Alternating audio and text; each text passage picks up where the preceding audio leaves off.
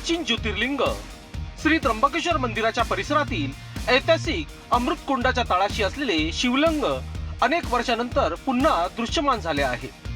भारतीय पुरातत्व सर्वेक्षण विभागाच्या स्वच्छता व संरक्षण मोहिमेदरम्यान हे दुर्मिळ दृश्य समोर आले असून उपस्थितांमध्ये मोठी उत्सुकता निर्माण झाली आहे। मंदिराच्या संवर्धनाच्या कामाचा एक भाग म्हणून पुरातत्व विभागाने अमृतकुंडातील संपूर्ण पाणी बाहेर काढून कुंडाची स्वच्छता केली।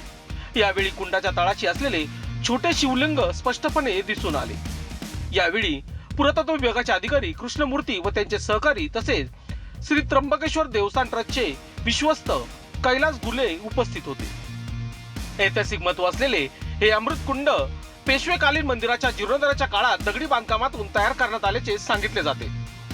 सुमारे 65 फूट खोल असलेल्या या कुंडातील पाण्याचा वापर दररोज भगवान त्र्यंबकेश्वराच्या पूजा व अभिषेकासाठी केला जातो। या कुंडाची रचना कलात्मक असून पाण्यापर्यंत जाण्यासाठी दगडाची पायऱ्यांची व्यवस्था करण्यात आली आहे।